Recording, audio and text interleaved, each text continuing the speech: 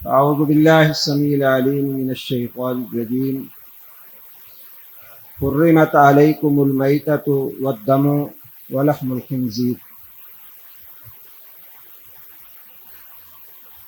ایک مسئلہ جو اس وقت پوری دنیا میں اور ہمارے معاشرے میں زیر بحث ہے اور لوگ اس پہ عمل پیرا بھی ہیں، وہ ہے پلازمہ کسی دوسرے شخص کو دینا اور منتقل کرنا۔ پلازمہ اصل میں وہ سیال مادے ہوتے ہیں جو کرونا سے شفا پانے والا مریض جو ہے اس کو خون کے اندر کے اندر ہوتے ہیں۔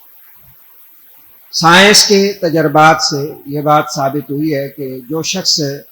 کرونا پازیٹیو کے بعد نیگیٹو ہوا ہے اور وہ صحت یاب ہو گیا ہے، اس کے خون کے اندر اللہ تعالیٰ نے ایسی صلاحیت پیدا کر دی ہے،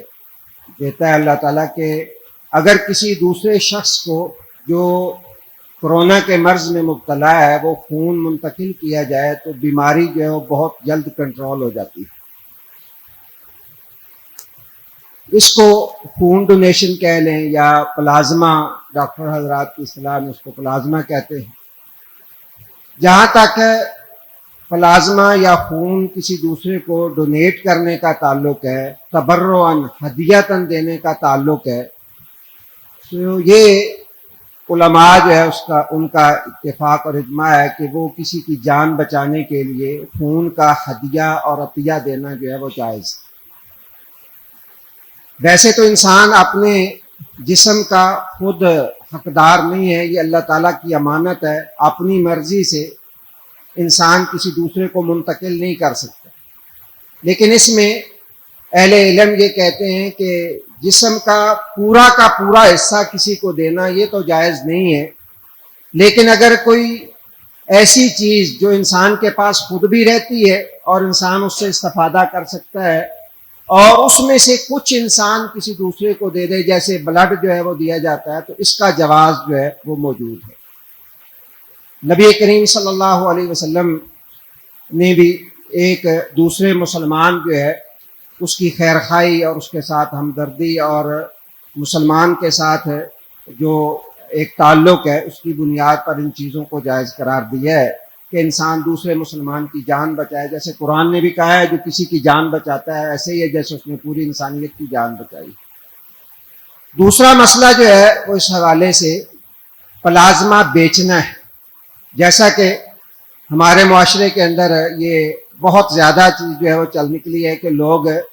باقاعدہ ابھی تک وہ مریض نہیں ہیں اور وہ لوگوں کے ساتھ جو کرونا سے صحت یاب ہوئے ہیں ان کے ساتھ وہ ڈیل کرتے ہیں کہ جی آپ نے اپنا بلڈ اور پلازمہ کسی کو نہیں دینا، ہو سکتا ہے میں اگر اس مرض کے اندر مبتلا ہو گیا تو آپ نے مجھے دینا۔ لوگ اس کو بیچ بھی رہے ہیں، خرید بھی رہے ہیں۔ اس کی شرعی حیثیت کیا ہے؟ خون جو ہے اللہ رب العزت نے فرمایا کہ خون جو ہے اس کو اللہ تعالیٰ نے حرام قرار دیا ہے۔ حرمت علیکم المیتۃ، مردار خون، خنزیر کا گوشت، اللہ رب العزت نے اس کو مسلمانوں کے اوپر، اہل ایمان کے اوپر حرام قرار دیا ہے۔ اور نبی صلی اللہ علیہ وسلم کی حدیث ہے سنن نبی داؤد میں، شیخ البانی نے صحیح الجامع کے اندر اس کو صحیح قرار دیا ہے، سیدنا عبداللہ بن عباس رضی اللہ تعالیٰ اس کے راوی ہیں کہ جس چیز کا کھانا اللہ تعالیٰ نے حرام قرار دیا ہے اس کی قیمت وصول کرنا بھی اللہ تعالیٰ نے حرام قرار دیا۔ تو خون جس طرح کھانا جو ہے وہ حرام ہے، زمانہ جاہلیت میں لوگ خون جو ہے وہ جمع ہوا کھاتے تھے، تو اس کی قیمت جو ہے وہ وصول کرنا بھی حرام ہے۔ اور نبی صلی اللہ علیہ وسلم کی ایک صریح حدیث ہے جس میں آپ نے فرمایا نہا عن ثمن الدم، کہ خون کی قیمت لینے سے نبی کریم صلی اللہ علیہ وسلم نے منع کیا ہے۔ اگرچہ وہ حدیث جو ہے اس کا پس منظر وہ سینگی ہے کہ سینگی لگانے کا جو شخص پیشہ اختیار کرتا ہے اور خون نکالنے کے وہ معاوضہ لیتا ہے، لیکن لفظ جو ہے وہ عموم کے اوپر دلالت کرتے ہیں کہ نبی صلی اللہ علیہ وسلم نے مطلق خون کی قیمت سے بھی منع کیا، اس لیے اس کو بیچنا جو ہے یہ جائز نہیں ہے کہ انسان اس کو بیچنا شروع کر دے، جیسے کہ ہمارے معاشرے کے اندر یہ چیز جو ہے وہ چل نکلی ہے، تو بیچنے سے اوائڈ کرنا چاہیے۔ ویسے اگر کسی کی جان بچانے کے لیے انسان جو ہے وہ کسی کو ڈونیٹ کر دیتا ہے تو یہ جائز ہے۔ تیسری گزارش یہ ہے کہ اللہ تعالیٰ پہ توکل اور اعتماد رکھنا چاہیے۔ بیماری آ جائے، انسان کو پریشانی آ جائے، انسان اس کا علاج کرے، لیکن اس طرح اللہ تعالیٰ کے ساتھ بدظنی رکھنا کہ پہلے یہ انسان یہ کہ جی میں اگر جو ہے وہ